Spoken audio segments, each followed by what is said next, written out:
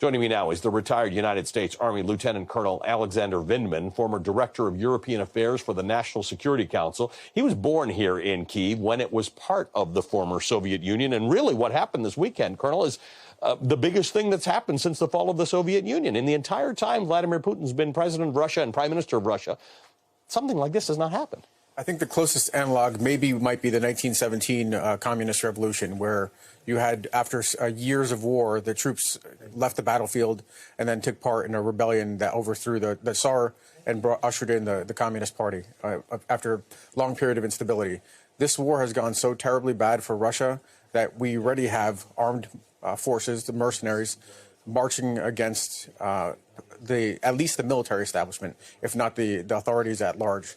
I think we know little, frankly, about what's going on. Massive speculation about the deal that was struck, where Prigozhin is. What we do know is this has fundamentally weakened Vladimir Putin. You are actually an expert on this stuff. This is what you did for the National Security Council. Can you give me some sense of what Belarus's role is, what Lukashenko's role is, how it would be likely or possible that he was negotiating a deal between these two guys? Belarus is essentially a partner with Russia in this war. Belarus is a country that they have plans to unite with Russia in the next few years. What's going on here? What's the Belarus part of this?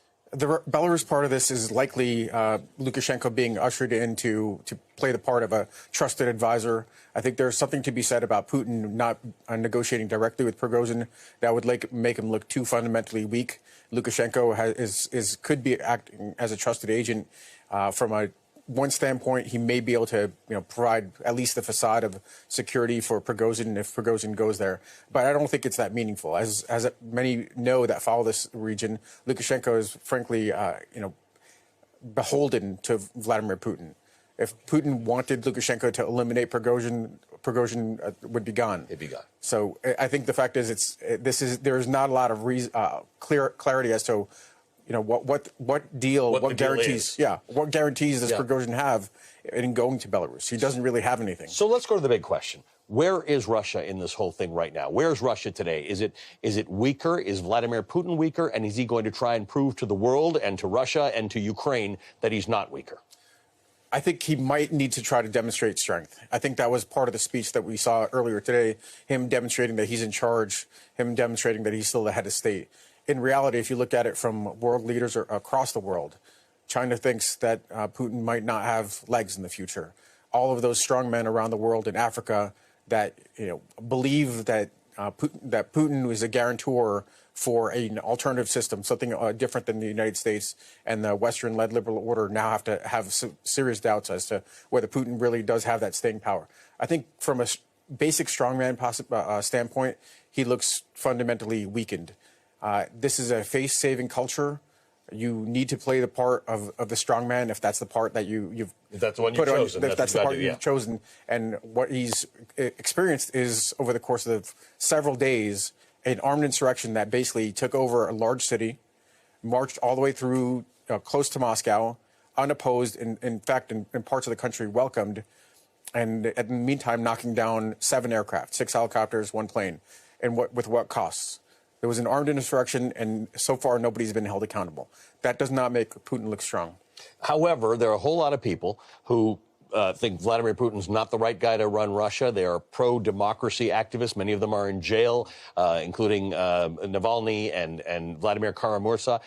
This doesn't help their cause. This doesn't help. This is 2 right-wing, ultra-nationalist guys out-thugging each other. I think that's exactly right. There's a Russian word for this, razborka. Basically, it's like a pissing contest, if I could say that. I think the fact is that what you have is Prigozhin was under enormous pressure. He was about to lose his fiefdom. He was about to lose Wagner. He was about to be subordinated to Moscow.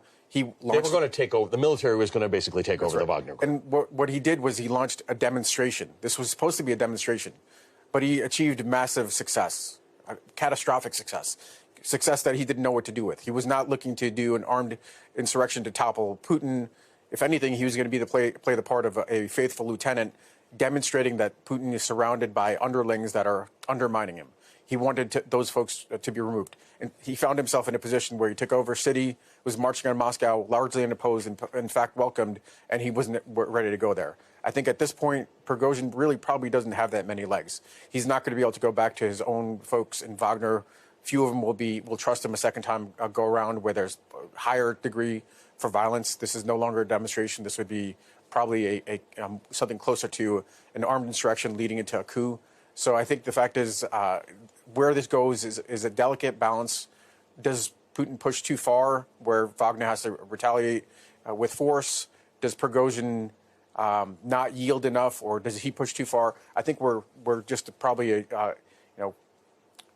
a match could ignite this situation in a huge way. And of course, Ukrainians, in some cases, taking solace in the fact that there's problems in Russia.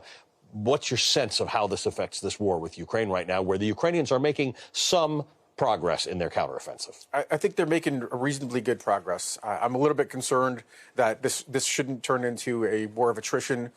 Because that doesn't preserve Ukraine's combat power to be able to achieve those meaningful objectives that bring this war to a close.